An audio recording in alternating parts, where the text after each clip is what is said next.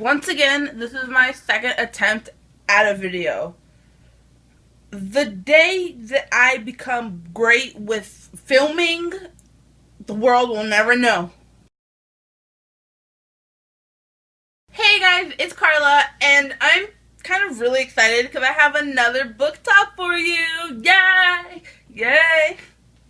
Today I'm going to be doing a book talk on The Archive by Victoria Schwab. I finished this 2 nights ago and I thoroughly enjoyed it. Kind of, sort of. I give this book a 3 out of 5 stars. I love the world building and the plot and the exposition and the climax and just everything. But I just had one small kind of big problem, and that's why I gave it a 3 out of 5 stars. In The Archive, we live in this world. We don't live in the world. I don't. The Archive is set in a world where the dead are known as histories, and they live on shelves in an archive, and they are kept in order and looked after by librarians. And there are people known as keepers who help keep the histories inside the archive when the histories wake up and try to escape in the Narrows. And in the archive, we follow Mackenzie Bishop, who is a 16-year-old keeper, and she has been a keeper for a couple of years now, and she's moved into this new hotel turned apartment called the Coronado, and she gets like a higher influx of histories escaping more and more as the book progresses, and Mackenzie has to figure out what's going on and how to stop it. The Archive is definitely well written and it was well thought out, and I definitely recommend this book if you're into good books. The only problem I had was Mackenzie, the main character. I did not like her at all. I thought she was boring in the beginning and then just flat out annoying throughout the rest of the book. And honestly, if the book itself wasn't good, like the world and the plot and everything, if that wasn't good, I would not have liked this book at all. But thankfully, what I disliked in Mackenzie, I loved, like, it made up for in the rest of the book.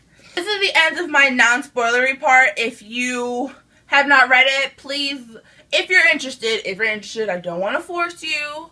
If you're interested in reading, please go to your local bookstore or Amazon.com or Barnes & Noble or wherever you buy your e-readers and your e-books and purchase this book. Okay? Bye. I'm just gonna go over there. I'm just kidding. I didn't go nowhere. The first thing I want to talk about are the characters. I did not like Mackenzie Bishop at all, and she is our main character. And usually when I dislike the main character in a book, I tend to give up on the series. Very good example. Oops. Mackenzie was very boring in the beginning. She had no personality of sorts. I mean, I understood that she had to sort of keep to herself and be very, like, flat because, like, I don't remember why she had to, but I understood. But I mean, give me something, man.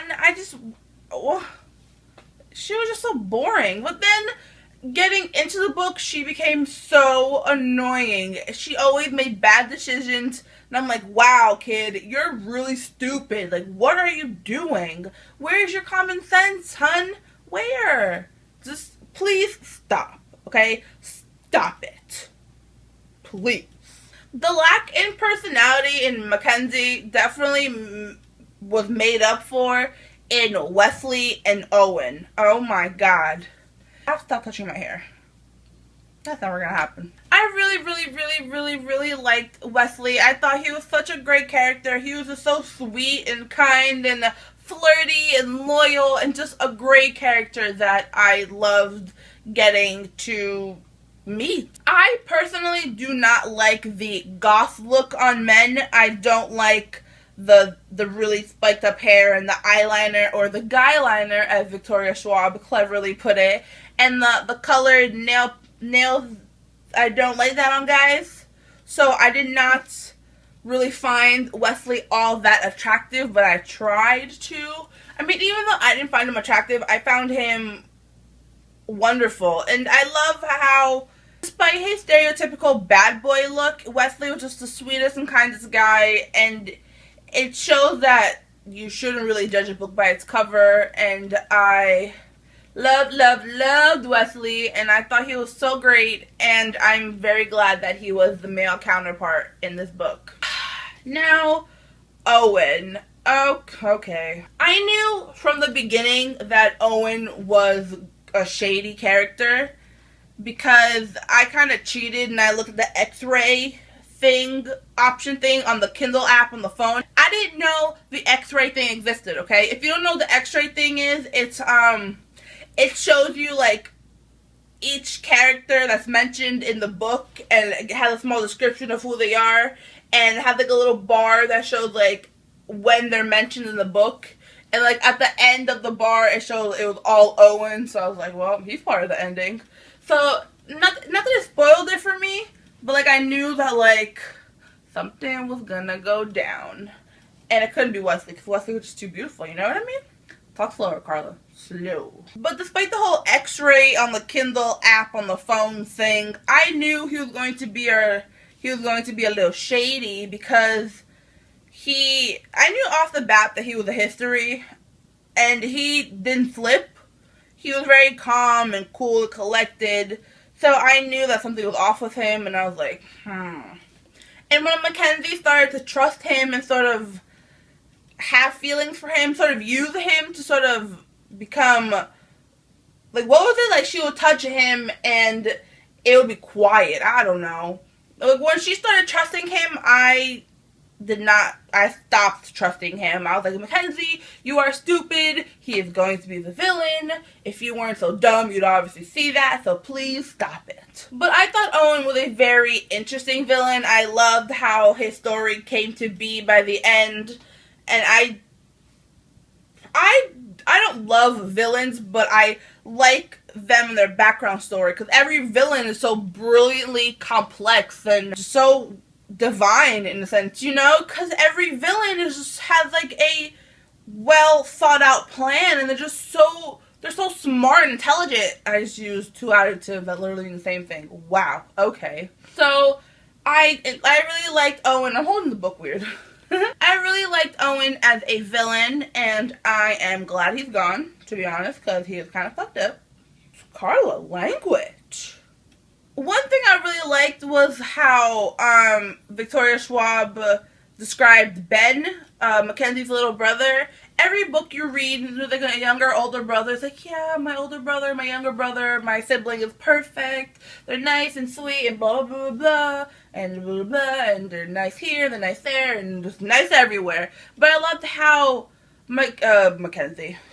I love how Victoria made him as like a little boy. He did not like to share. He was a brat. He was childish, and that's what, you know, that's what siblings are. I keep looking at my window, I'm sorry. As much as we love our younger siblings, like I love my younger sister, but sometimes they can be annoying. They have their own thing that makes them not perfect, and I love that she did that.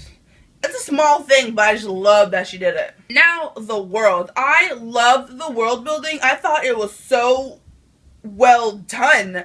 My brain's a little slow in the noggin. That made no sense. I'm a little slow, and whenever there's like a complicated world, it takes me a while to kind of understand what's going on. But with the archive, I got off the bat what the world was and what was happening, and I thought the world building was spectacular. I thought it was just really, really well done. I love the archive as well. I like the whole concept that dead people are like histories, like you can touch them and you can see their whole life flash before them. I thought that was really cool. Another thing I found really cool was that Mackenzie and all the keepers have the ability to like touch a wall and they could see what happened in that room in the past. Like you know, they can like rewind time in that room and see what happened in there. And I thought that was very, very interesting. And I like how it can touch someone and they can sort of read them. They know like what they're going through and what's really going on in their minds. And I thought that was really interesting. So that's the end of my book talk. This one's pretty short compared to The Darkest Minds because I didn't really want to get into it and just talk about plot by plot by plot. That would just be, I'll be here forever. Okay, forever. If you like the archives, or if you didn't like the archives, if there's something you did or did not like, if you agree with my book talk or if you don't, please let me know in the comments below. I would love to hear what you have to say. And yeah, I will see you next time with another video. Bye. Can I just add really quick how much I love this cover? Look, I love the color of it. I love the text and the key, just the smoke and her face, and just, it's so gorgeous. And then oh come on, this is so, oh man, oh my god, this is so gorgeous. Oh, this is like a book I can stare at all day long. All day. And then the back, it continues. There's like a little key right there. So beautiful.